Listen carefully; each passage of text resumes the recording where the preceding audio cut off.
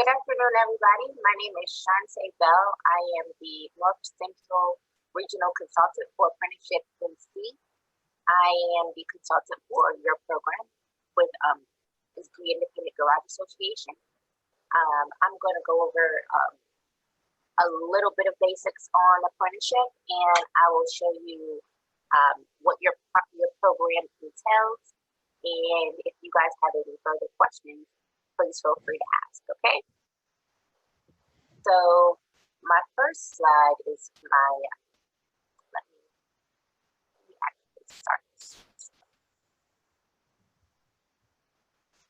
You guys see it as started, and I see it as not started, but that's fine. Okay, so the first slide is my information. If you guys would like to give me a call, shoot me an email. If you have any further questions at another time, feel free to do so. And so we're going to start with what is registered apprenticeship. Apprenticeship is a system of work-based learning designed to meet the needs of the employer by providing the employer with structured on-the-job learning and job-related education. There's 5 components of registered apprenticeship. The first component is business involvement. We cannot have a program without the involvement of the business. And the program should mimic exactly what the company needs to be for the apprentice to be successful inside of your business. The second component is related instruction. The related instruction aspect is the seated instruction. That portion of it can come from the community college. It can be things that you do in-house. It can be something that's outsourced. It can be online. There's not a lot that it doesn't encompass. Even like orientations and things like that, if it's a seated type of instruction, it can count toward your related instruction goal. And for every year of a program, it is required by USDOL that there is at least 144 hours of the related instruction. And then there is, the third component is the structured on-the-job training. That's basically the outline of what the on-the-job process looks like. And the rewards for skills gained, that's just basically a progressive wage scale. You start off with the journeyman's rate, and the journeyman's rate is what you would pay someone who has all of the education and maybe 3 or 4 years of experience in the trade. Whatever that wage is that you would pay someone coming off the street would be your journeyman's rate. And from that journeyman's rate, there's only 2 requirements throughout the program. Is that when you start your apprentice off, they have to make at least 50% of that journeyman's rate. And the very last year of their program, the beginning of the last year of their program, they have to make at least 85% of that journeyman's rate. Y'all's program is actually only a 2-year program, so you really only need those 2 increments, the 50 and the 85. It can always be more, but it can never be less. And then the 5th component of registered apprenticeship is the National Occupational Credentials. Once an apprentice is complete with the program, they will receive a certification from USDOL. They will also receive a certification from the North Carolina Community College Systems Office. And they will also receive a journeyman's card that they can use throughout the nation that's acceptable by USDOL.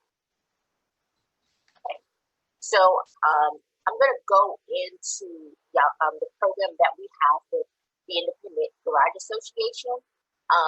All members of the Independent Garage Association are welcome to be a part of the apprenticeship program. This is the outline of courses. This is the basic for community colleges for the Automotive Systems Technology program throughout the state. Some colleges may offer a different name for a program or a different course code.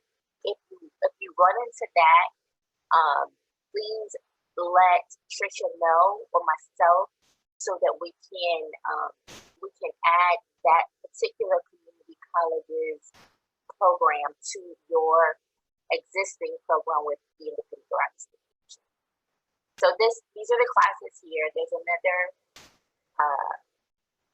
another page for the classes that are required. The anti-harassment training is not provided by the college, but it is a requirement from USDOL. And there is, if you guys don't already do some type of anti-harassment training at your facility, there is a PowerPoint and a video on USDOL's website. I think it's like 5 minutes. But it's required that you show that to your apprentices at least twice, because you guys have a 2-year program. So every year, at least show it once. Okay. And then, oh wait, you guys aren't seeing the screens change. Okay, there you go. So here's your program. That's your related instruction. And here we go. The next slide is the competency checklist, which is basically your on-the-job training. Each bullet item is an on-the-job training bullet. So the engine repair, automatic transmission, manual drive, train axles, all of those things are considered your work process. You guys have a program that is a competency-based program. What that means is that your apprentice can complete the program within a range of hours. So USDL says, okay, this occupational code requires for mastery that an apprentice must be in an apprenticeship program for a minimum of 2 years. However, they've developed a hybrid approach so that you don't have, if you think that your apprentice could potentially fulfill the requirements in less than 2 years, they can. It gives you a range, so it's between 1 and 2 years. They can complete the program as early as 1 year, as long as they meet all of the qualifications in every area. If you see the competencies provided, every area has to have a passing rate. It's some type of measurable task. This is the first slide.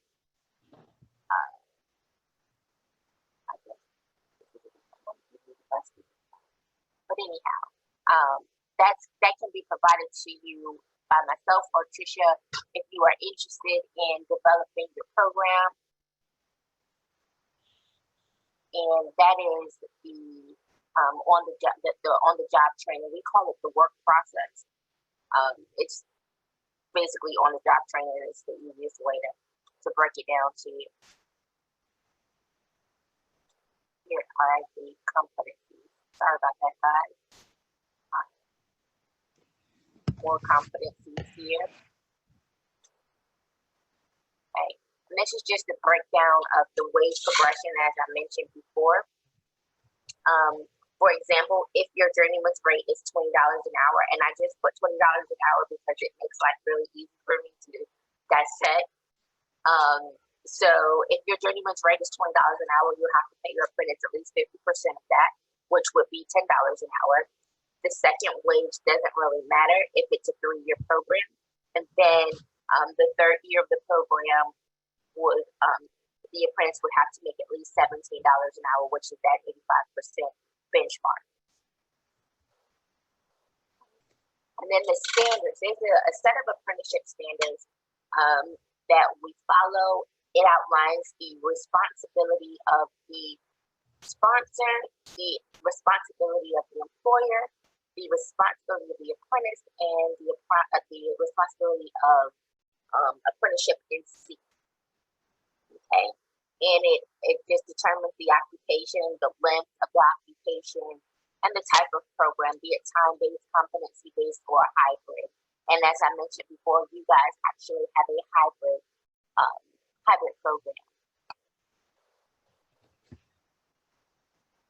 Okay, so now we'll talk a little bit about pre-apprenticeship programs. the pre-apprenticeship program must be approved and registered by Apprenticeship NC with the intent to lead to a registered apprenticeship program. So basically, you have to have a registered apprenticeship program before you can actually have a pre-apprenticeship program, because the idea is that we take the pre-apprenticeship program and give the pre-apprentice just some baseline of what the occupation looks like, so that they can determine whether or not it will be a good fit for them. In turn, if you do a work process, if you do an on-the-job training component to your pre-apprenticeship program, the employer also gets the opportunity to see if the apprentice is actually going to be a good fit for the company. Shantae, the slide hasn't changed. It's still on the tasks. Okay, it's still on the task. It's still on slide 6. Okay. And it's also not full screen.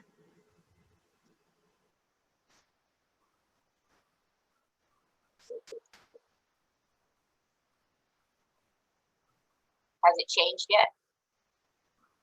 Nope. That's weird. It's changing quite a bit on my end.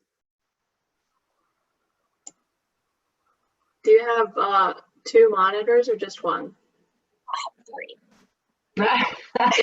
It might be up. It might be up on one of the other monitors, and you might have to drag it over to whatever one you have the Zoom on. Well, I'm on the Zoom and it's showing the presentation on the Zoom on my screen, and I'm clicking through it on the Zoom. Okay. Yeah. Shantae, let me suggest that you restart your share. Oh, it just changed. It's on. Yeah, it's on slide 16 now, but it's still not full screen. But Okay, let's see what we can do about that, because now I can't see you guys. What slide is it on? Is it saying 16. 16? Okay. Did it change? Yes. Okay, so I'll just do it this way. It doesn't matter if I can see it from that screen. As long as it's moving, we're fine. And you guys want a full screen. Let's see if this will make it a full screen.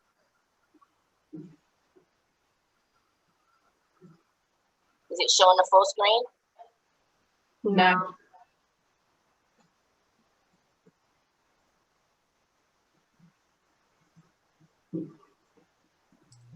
If you will restart your share and share the screen that's showing in full screen, when you go to share, it's going to give you the option to be able to see what it is that you want to share.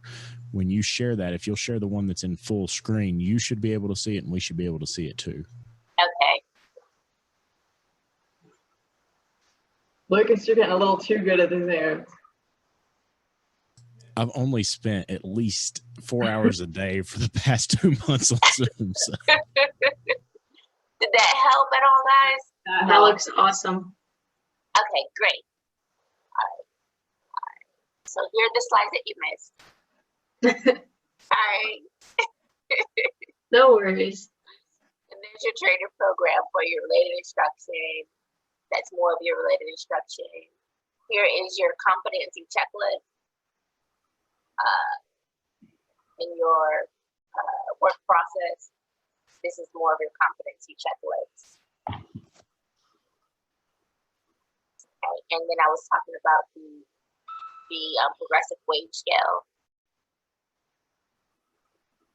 And that's the slide for the standards. And this is where we were. This is where we were. So basically, yeah, so as I was saying that in order to have a pre-apprenticeship program, you have to have a registered apprenticeship program first, because the idea is to give the apprentice and the employer an idea of if they will be a good fit for the company and a good fit for that occupation. Okay? And the pre-apprenticeship program can be unpaid or it can be paid. It depends on if they're actually working. If you have them to do a demo at your facility or something like that, where some of the consortiums do something like that. They have like an open house, and then they have the apprentice come for a weekend with their parents or something like that. And then they do like some type of demonstration to see if they actually know what a hammer is or what have you, how to change a tire, things like that. You can have demos like that at your facility to usher in that type of skill set. And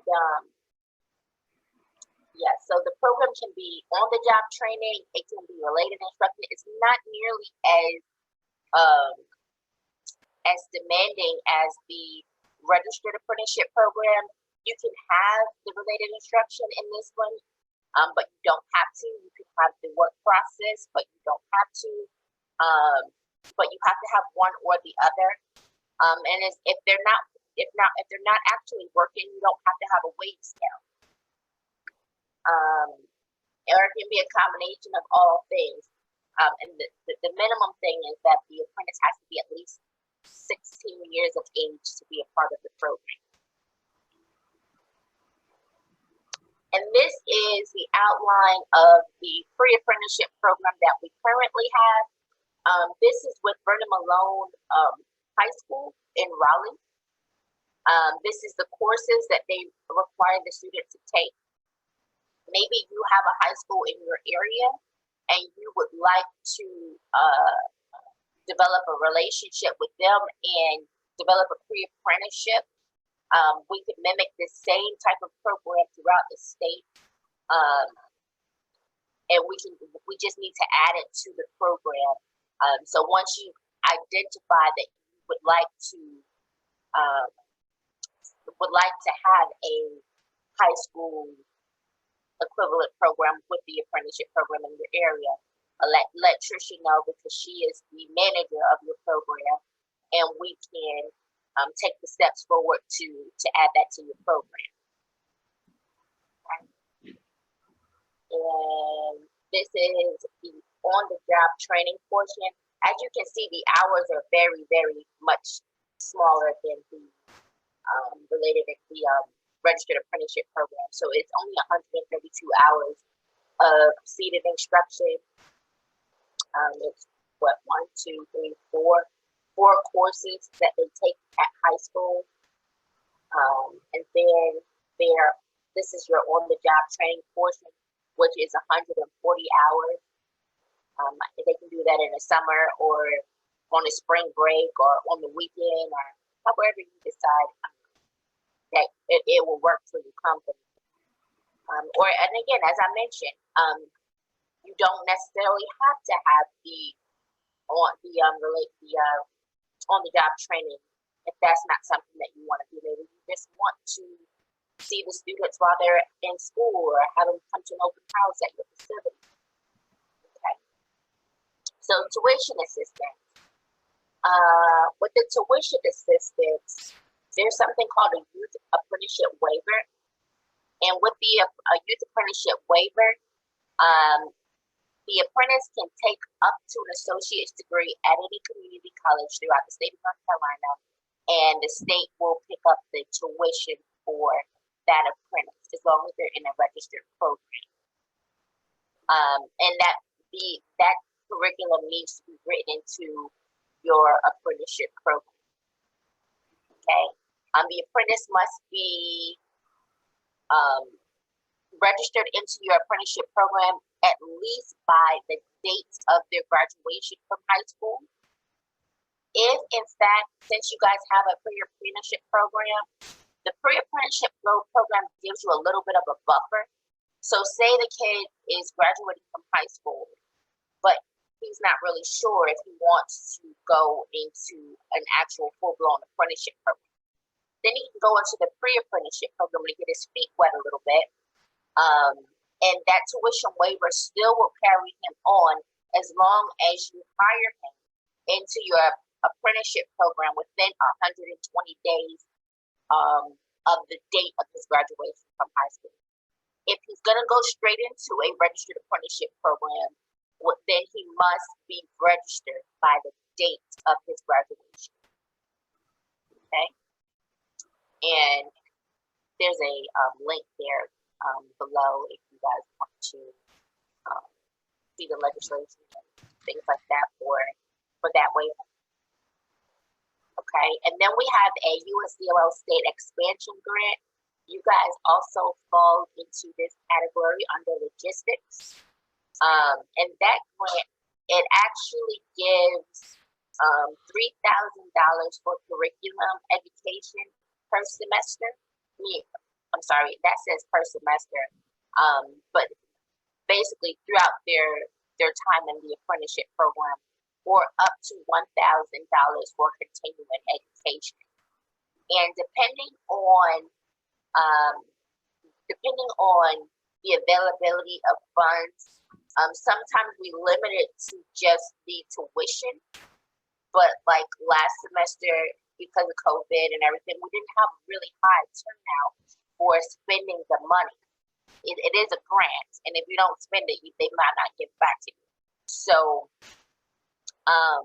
what we did was we allowed that grant funding to cover tuition, textbooks, supplies for school, and stuff like that. So that way the money was still being spent.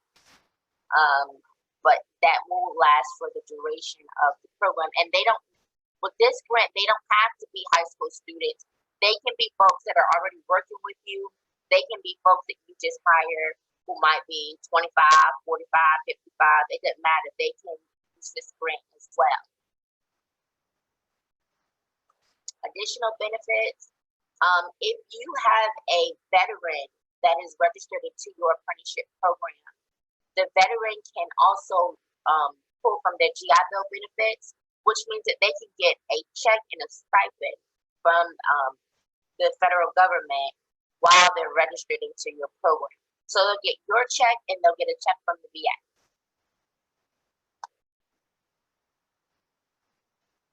And then there is WIOA funding that is available for dislocated workers, for individuals who fall within a low income bracket guideline. I don't have that particular information, but if you're interested in that information, our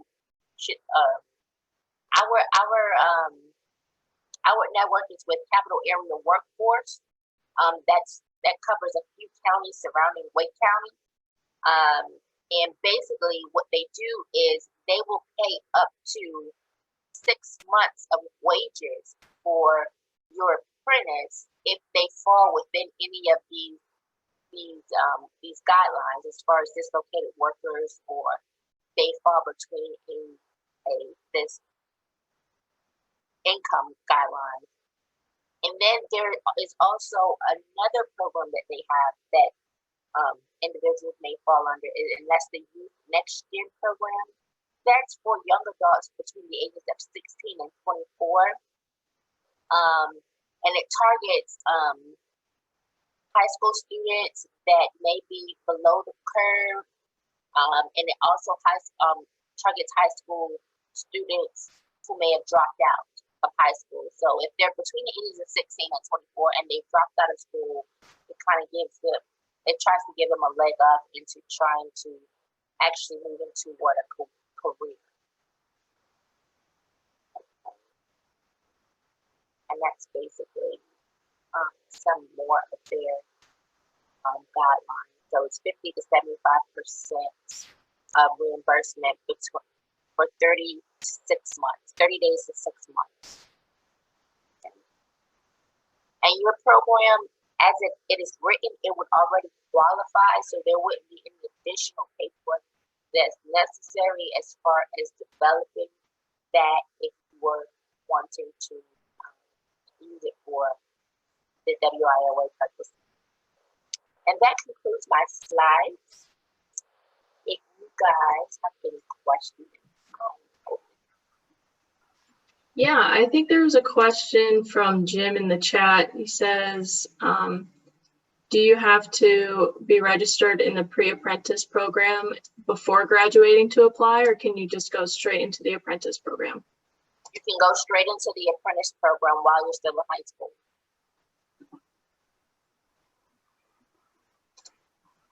So I know that Roy Jennings and Dustin Ford are both here. And our apprentice in our shop came through both of their programs. And there have been some questions or concerns about exactly the flow of paperwork and who they need to speak to. And I know they've got your contact information now. Can they get this slideshow, or can they get a basic work through manual, if you will? I don't know what their exact concerns were. I know Roy had some concerns. Roy, if you have a microphone, if you wanted to pipe in and share what your questions were. Yeah, can you hear me okay, Lucas? Yes, sir. All right. Bridget, the apprentice, and I are both sitting in my office now. And yeah, with the program, a manual with instructions on the do's, don'ts, paperwork. The audio on the presentation was very difficult to follow. So a copy of this PowerPoint that I could read through and disseminate would be very helpful there. But basically, how do I run this program? And as of now, Miss Bridget's not been able to take advantage of the free tuition. Luckily, she's got some other financial aid in place, but has not been able to take advantage of the free tuition as being part of the apprentice. So basically, I need to know how to run and operate this program. So can you hear me? Yes. Okay. So what needed to happen was when Bridget was in high school, that first semester that she would have been going into the community college, she would to go to the registrar's office and present her apprenticeship agreement and a copy of the apprenticeship registration. That's the one pager. And she would present that to the community college and let them know that she is a high school apprenticeship student, and that she would need to be enrolled as a WYAP student. So that's the code that they would put into the system so that the tuition is actually waived. Okay. Is there a policy and procedure manual that I can find online or maybe get emailed to me so that I have a guidebook for this program? I'm going to send the PowerPoint that I presented to Trisha.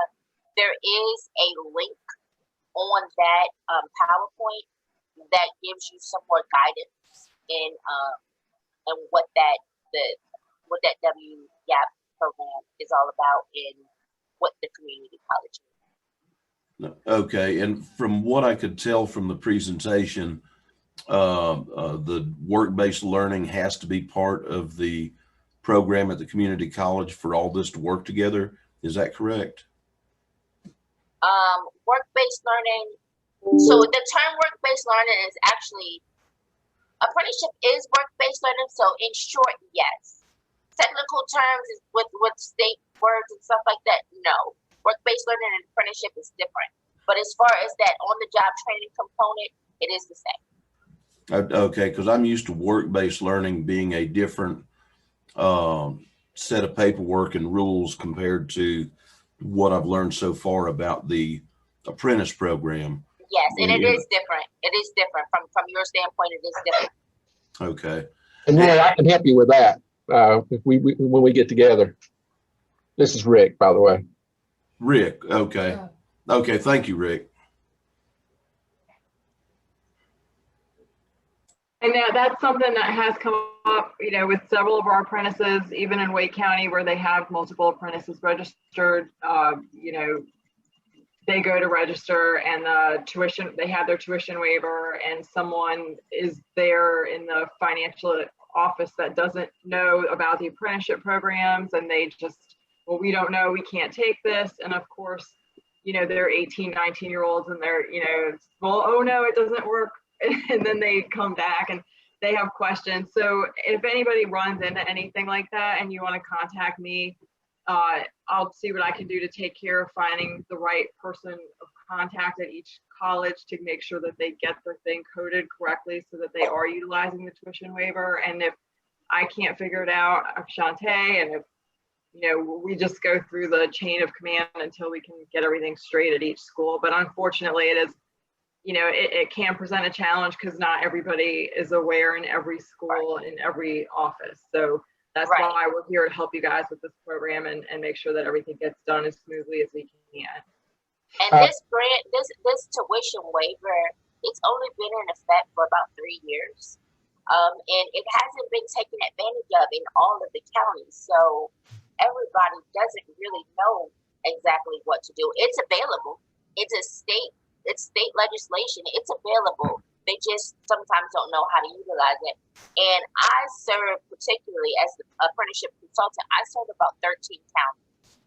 There's 8 of me throughout the state. And then there's coordinators also that do somewhat of what I do for apprenticeship in Seed. And if you guys are in any of those, if you guys are trying to get resources in the counties that I serve, I can directly give you contacts or reach out to the person that you are having the conflict with and you know, try to smooth things over. But if it is in another region, you'll have to let me know exactly what the school is and what county it's in, so that I can reach out to the consultant in that area who may have an archive of contacts for people at that community college. I'm Rick Shue. I am at Caldwell Community College with Roy, and I am over the apprenticeship program here for Caldwell. And we work with Sherry Phelps in our region. My question would be, I know this apprenticeship is tied to the Independent Garage Owners Association of North Carolina. Could we get a list of those participants that have signed into this apprenticeship already, so we know how to kind of support? I know Lucas is part of that up in Boone, but are there others in our area that's part of that? You mean like as far as shops that employ apprentices currently? Yeah, they have a signed on to the apprenticeship program that have agreed to. In your area, Lucas is the one shop that we have. Now, so we were certified as able to run this program at IGO, not last year, but the year before, 2 weeks before high school graduation. Right. So we scrambled and we ran out. We talked to like a few local high schools, and then Lucas had some apprentices in mind. So we were able to get, I think it was 8 kids registered for the program at that point before graduation day. Right. Yeah. And then the next year, which was last year, we were set to go to multiple career fairs and all these things. And of course, all the schools shut down. So we weren't really able to get in front of anybody, and it was only our second year. So we do have one apprentice from 2020, you know, that class of 2020. So that's another thing, is that we're still like, this is a little baby, brand new program. Right. And we really need you guys as well to help out. Like if I have a kid who reaches out to me online, I can tell them, go to a shop. You know, you don't have to be a member of IGO the second. They can join IGO. Right. We have groups across the state that run programs, and they're kind of turning this this free school funding into a business where they are charging businesses to participate, and they're setting up the registered apprenticeship. And they're charging somewhere like, you know, some of them up to like thousands of dollars a year for a business to participate in the program. Right. What we did was we said, well, that's crazy. A small, you know, independently owned automotive shop shouldn't have to pay, you know, $2,500 a year, $5,000 a year to have an apprentice work for them. That's never going to help us in the industry. So we set up our program where if you're a member and your annual membership is $350 a year, you can participate in this program. We handle all the paperwork for you. But if a shop wants to find an apprentice on their own, they can. If an apprentice wants to find a shop on their own, they can, as long as they register as a member, and we can, you know, take care of the paperwork from there. Right. Okay. Well, that's what I needed to know. I mean, I'd love to jump in and help support, you know, your apprenticeship and help Roy with his program as well. So I know we'll be talking, and I may have questions, and I'll get back with you. And Lucas, I'll be getting in touch with you for sure. Yeah, Sounds that would good. be That would be great. And like I said, and anyone in any part of the state, if you know someone, if you are, you know, on a board or for some kind of educational promotion, you know, we're just trying to provide the industry with more extremely qualified technicians in the future. So, yeah, you know, we would love to get more people involved.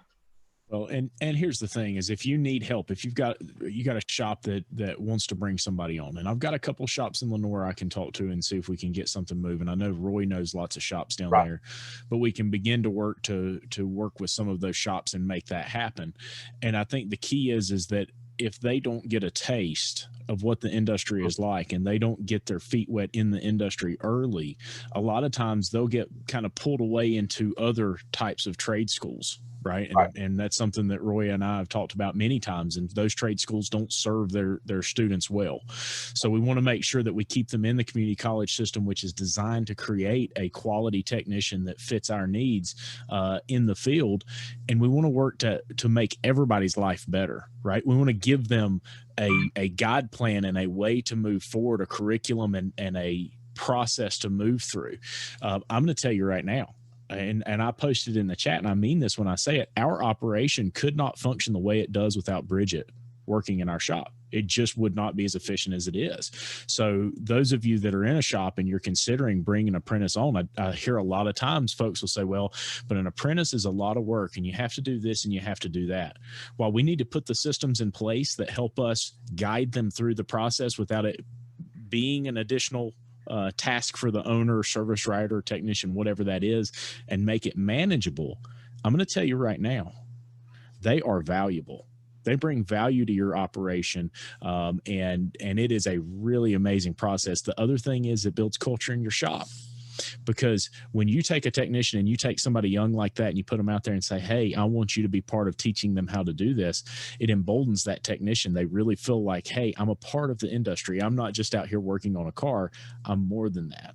So I think it's really important that we continue to push for this. We find shops in all the areas of North Carolina, and Rick, Roy, Dustin, if y'all have shops that are interested, I'm happy to go talk to them and do whatever I can to get them set up. That sounds good.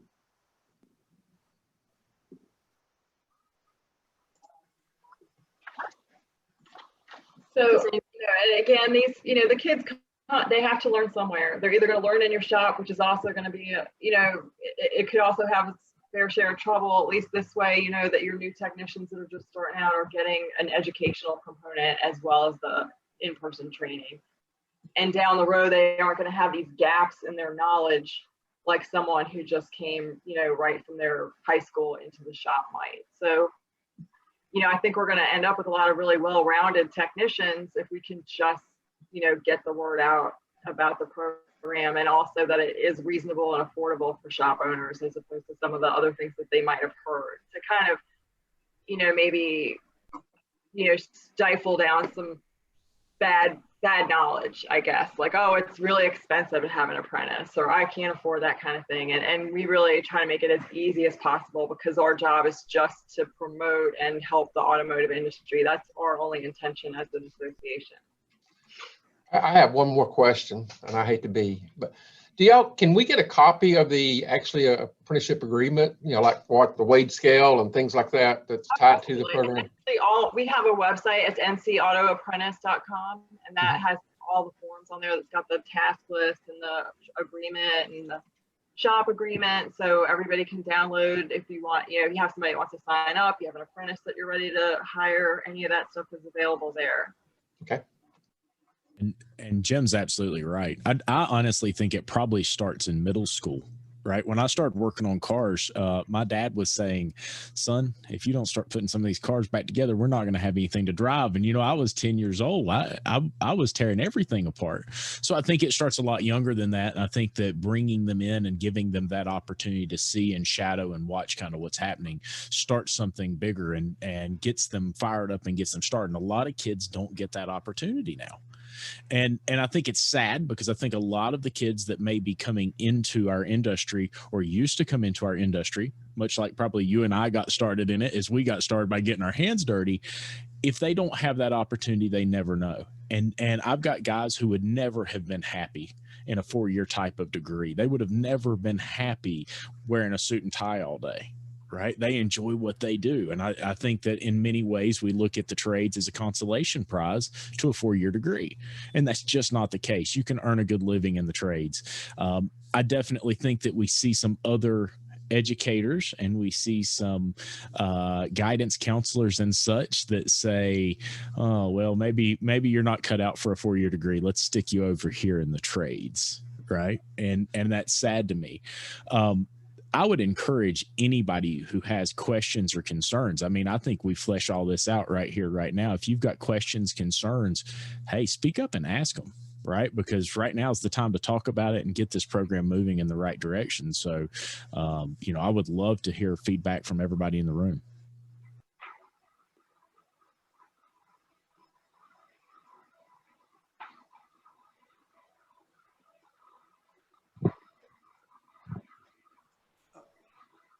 Tricia, I don't have any concerns.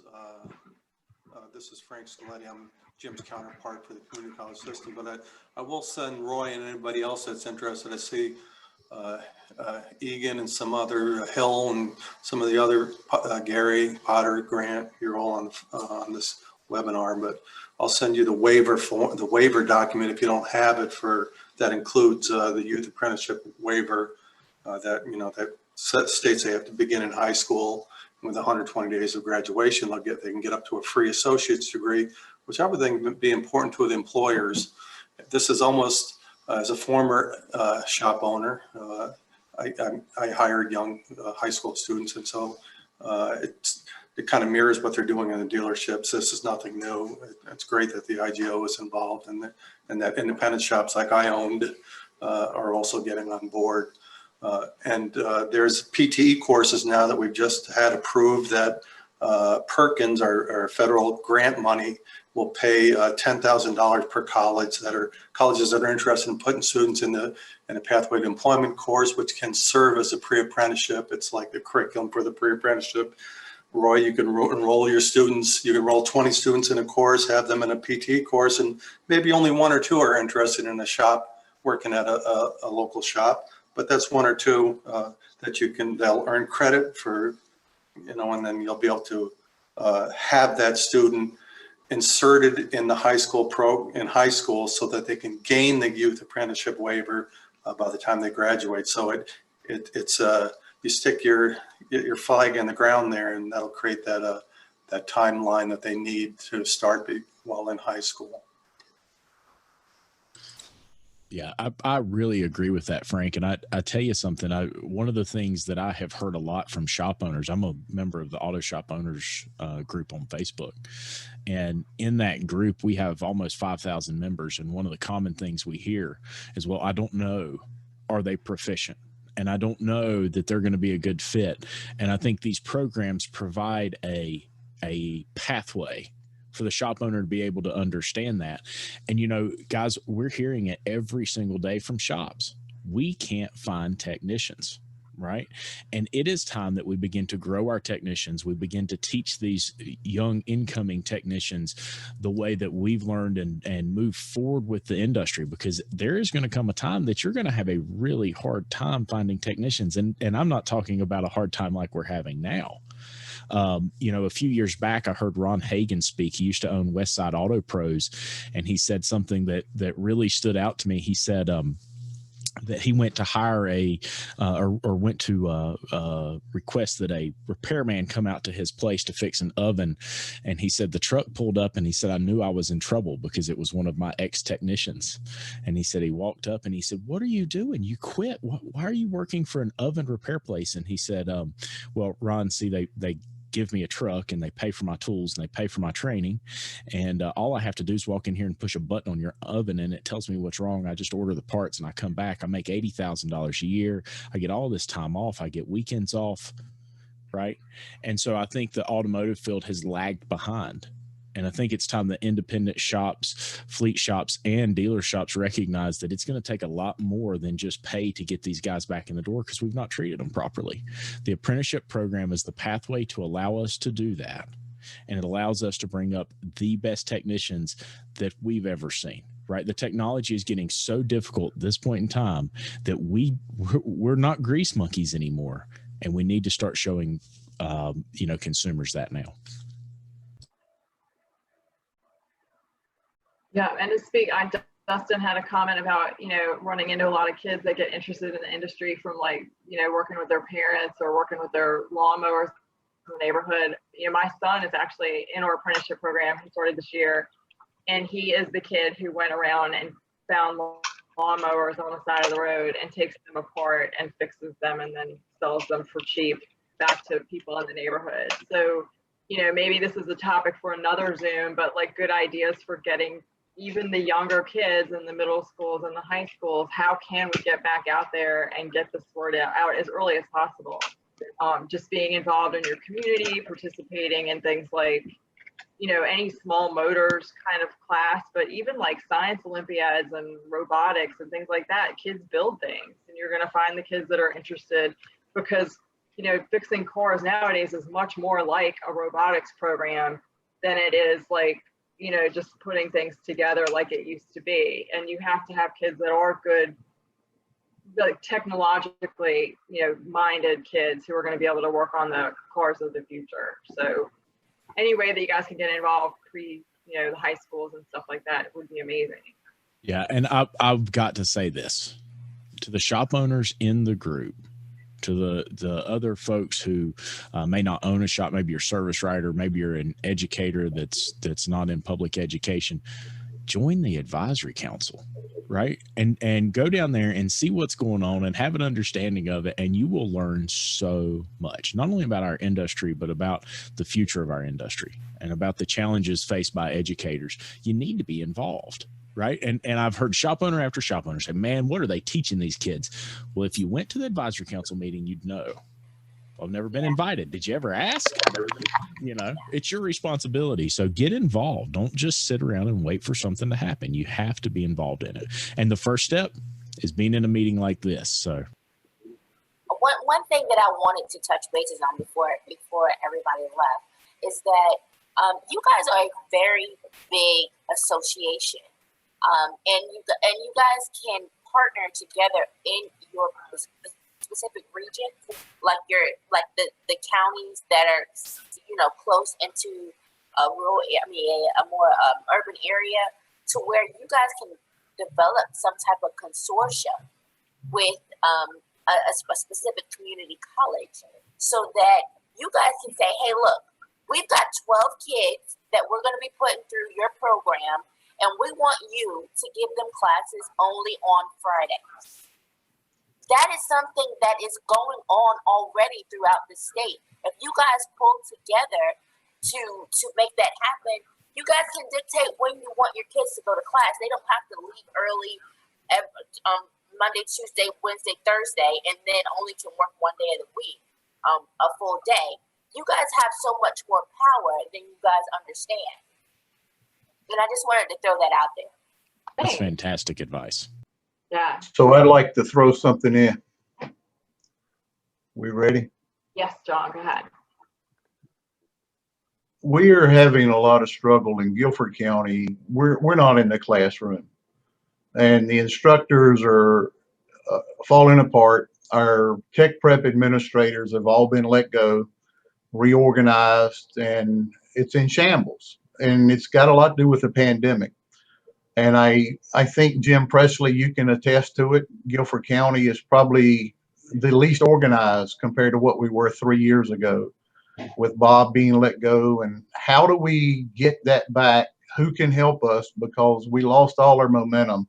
And especially with the pandemic, all the instructors seriously are just flat out burned out, especially with their introductory classes. And we're not getting to the students. We're losing a lot of opportunity. And I realize that people that are on this car really don't have a lot of control, but we need help. We got to reach these people, and our students are not likely to get back in the classroom in our county until January at best.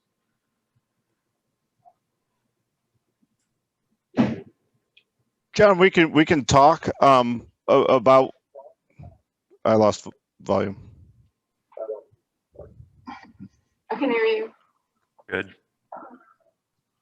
We can talk. It's back to what Lucas was saying. Is it's getting involved in each what's in your backyard. and so we can talk and figure out, you know, where issues are and what's going on. You know, this right now it's a crazy time with COVID, and there's instructors have so many challenges going on right now with teaching virtually and hybrid, where it's split, and times are changing. You know, one day it might be they have students in class, and the next day they're going completely hybrid. I think Rockingham County just changed back over to virtual. So, but it's something we can talk about and figure out how to figure out challenges. So I do have a question now, Shantae, thinking about that. Are you there? Did you step away for a second? Can you hear me? Okay. Yeah. So what I want to know is, considering that classes have been kind of curtailed by the pandemic, I know, for example, at Wake Tech, they're half online. Like for automotive, I think they have like a lab where they may go in person, but I'm not even sure if that's still happening, because my son is still in the gen ed classes because they didn't have room in the automotive. So the automotive classes are half the size that they were, and they were already on a wait list. So with the programs having a time frame, how does that work itself out into these apprenticeships? Will they just be elongated? Is that like kind of taken into consideration when they get the tuition waiver, that it may go on for longer? Yes, that's taken into consideration. As long as they're registered in at least one class, it will carry, the tuition waiver will carry over. So they'll, as long as they have one class, they can one class at a time until they've completed everything. Is that right? Yes. Okay. Okay. Lucas, I'd like to throw something out. Of course. This is, I'm going to direct this to you, but it's really for the entire group. I'm Randy Briggs. I manage the Research Center for CarQuest Technical Institute, by the way, and thanks for having me on the meeting today. I'm all for a structured apprenticeship program, but here's my question to Lucas, and for the rest of the group, my suspicion is you're either going to say to yourself, oh, I have that information, or, oh, I need that information. And it revolves around a mentor. Lucas, how do you build a good mentor? Because the success and quality of the mentor is just as important as the success and quality of that student coming into your shop. And the mentor is not always the oldest guy in the shop. That's absolutely right. And you know, something really interesting. I was listening to your vice president of human resources in a podcast the other day where she was talking about mentors and sponsors. If you've not heard that yet, man, it's killer. You got to go listen to it. Now, that being said, I have found that we have put in place some of the best technicians I've ever worked with. And in our case, we just got extremely lucky because they weren't money motivated. They were motivated by doing what was best for their customers and what was best for their teammates. And so when we brought in a mentor, we realized, hey, listen, in our shop, we've got 100-hour-a-year minimum of training. Now, we're not going to talk about this year, right? We've done every CarQuest thing. We've done every WorldPack thing. It's hard to get 100 hours on a Zoom meeting. Trust me, it's tough. But I will say that we educate them together. And we educate the front of the house and the back of the house together, and we give them experiences on both sides. So the apprentice works with that technician. And when you ask about a mentor, we start with the culture of the shop and building the mentor. And what I mean by that is like I said, they're committed to doing what's best for their customer. They are working for their shop. It's not my shop, right? And so with that culture, it's created something different here. And they understand that they're teaching the next generation.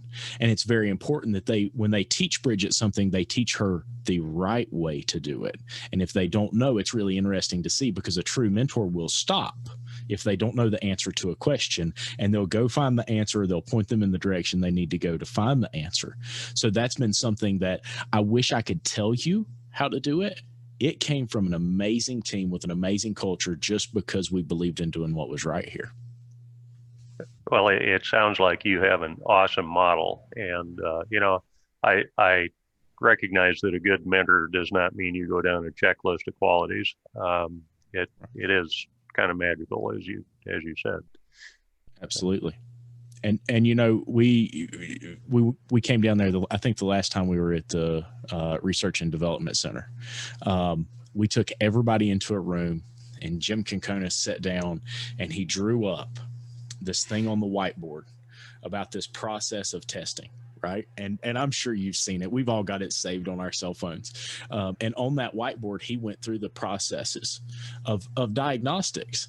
And then he turned around and he looked at everybody in the room, but he said, this is the process that you use for everything in life. Right. And it was an amazing thing because as they went through that, I think Bridget grew from it. I think all the technicians grew from it.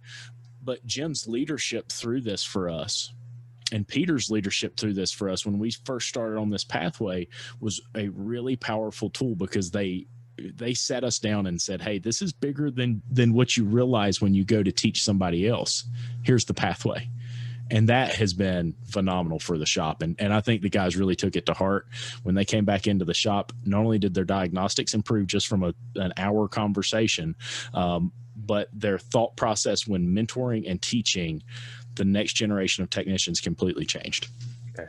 I'll share that message with Jim and Pete. Lucas, thank you. And I'll Yes, look forward to talking to you offline about this. Absolutely, a little more. sir. Absolutely.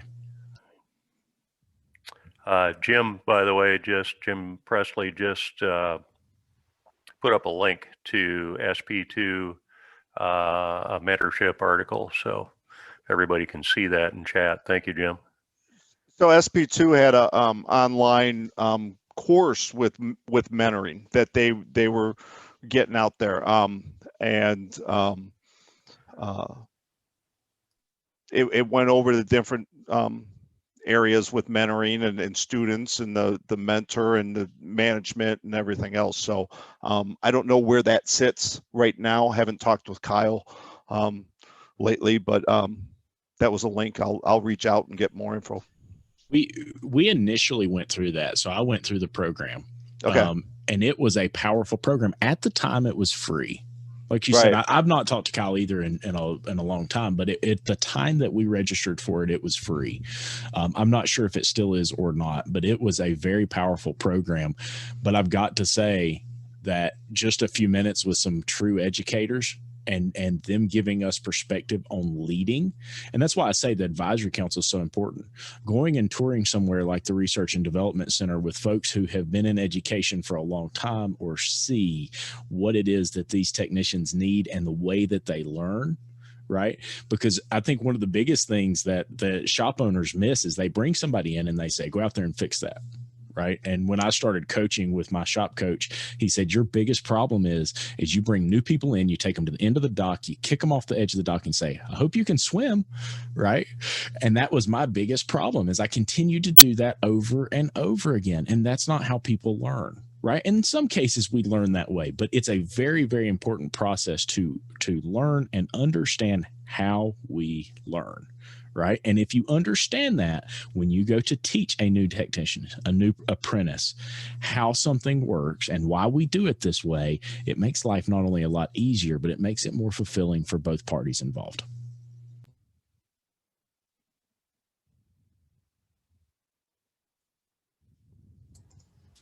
This is Roy. I just wanted to chime in for a second and say I appreciate all the information in the last hour.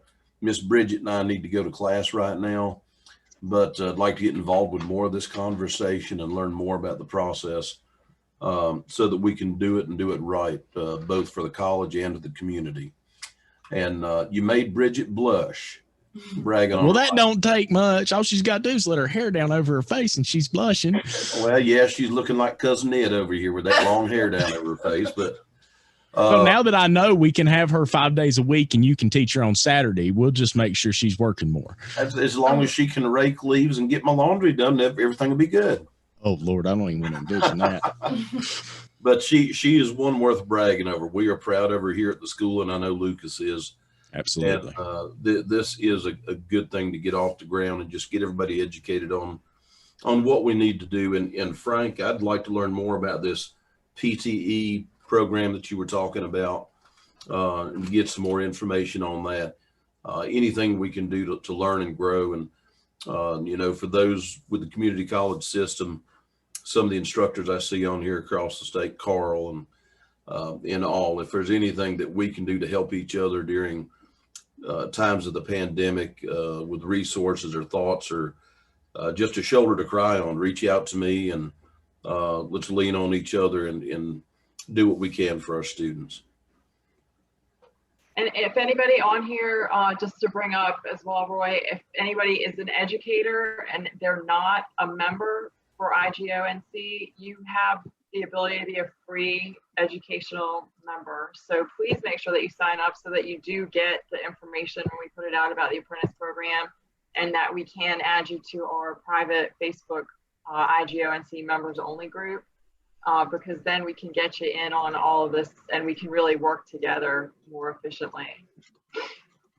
Absolutely. It's been a blast, everybody. Does anybody else have any last questions? No? Thank you so much, Shantae. Thanks a lot, Jim. You really helped out with a lot of links and information today. Absolutely. It's been my pleasure. Good seeing everybody. I don't get to see anybody anymore. I'm locked up here in the mountains, can't go anywhere. So hopefully we'll see all of y'all very soon. We'll see you in the spring, probably. Thanks, Maddie. Thanks, Lucas. Thanks, Tricia. Thanks, Sean. Thanks, it was very helpful.